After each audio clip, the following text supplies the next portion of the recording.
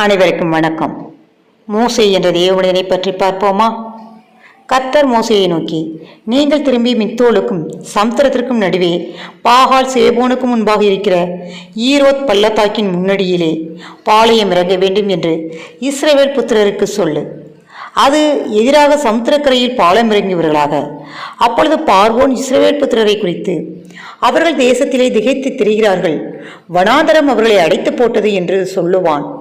ஆகையால் பார்வோன் அவர்களை பின்தொடரும்படிக்கு நான் அவன் இருதயத்தை கடினப்படுத்தி, நானே கர்த்தர் என்பதை எகிப்தியர் அறியும்படி பார்வோனாலும் அவனுடைய எல்லா இராணுவத்தாலும் மகிமைப்படுவேன் என்றார்.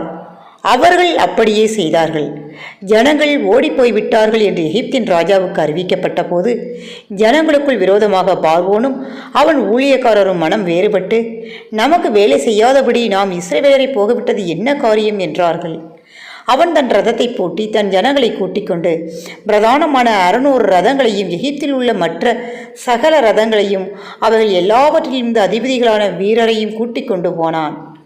கர்த்தர் எகிப்தின் ராஜாவாகிய பார்வோனின் இருதயத்தை கடினப்படுத்தினார். அவன் இஸ்ரவேல் புத்திரரை பின்தொடர்ந்தான். இஸ்ரவேல் புத்திரர் பலத்த கையுடன் புறப்பட்டு போனார்கள்.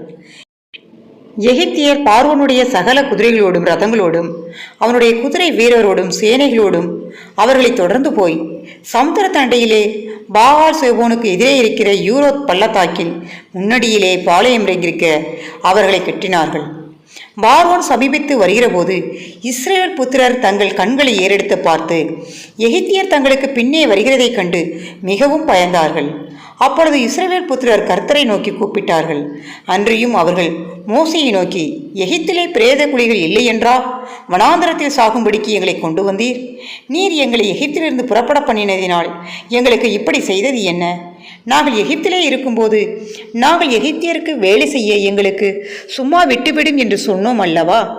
நாங்கள் வனாந்தரத்திலே சாகிறதை பார்க்கலாம், எகிப்தியருக்கு வேலை செய்கிறது எங்களுக்கு நலமாயிருக்குமே என்றார்கள்.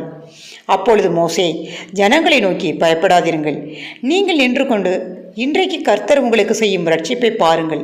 இன்றைக்கு நீங்கள் காண்கிற எகிப்தியரை இனி என்றைக்கும் காண மாட்டீர்கள். கர்த்தர் உங்களுக்காக யுத்தம் பண்ணுவார், நீங்கள் சும்மா இருப்பீர்கள் என்றார். அப்பொழுது கர்த்தர் மோசேயை நோக்கி, நீ என்னிடத்தில் முறையிடுகிறது என்ன? புறப்பட்டு போங்கள் என்று இஸ்ரவேல் புத்திரருக்கு சொல். நீ உன் கோலை ஓங்கி உன் கையை சமுத்திரத்தின் மேல் நீட்டி சமுத்திரத்தை பிளந்துவிடு. அப்பொழுது இஸ்ரவேல் புத்திரர் சமுத்திரத்தின் நடுவாக வெட்டாந்தரையில் நடந்து போவார்கள். எகிப்தியர் உங்களை பின்தொடர்ந்து வரும்படி நான் அவர்கள் இருதயத்தை கடினப்படுத்தி, பார்வோனாலும் அவன் ரதங்கள் குதிரை வீரர்கள் முதலாகிய அவனுடைய எல்லா இராணுவத்தாலும் மகிமைப்படுவேன். இப்படி நான் பார்வோனையும் அவன் ரதங்களையும் அவன் குதிரை வீரர்களும் மகிமைப்படும் போது நானே கர்த்தர் என்பதை எகிப்தியர் அறிவார்கள் என்றார்.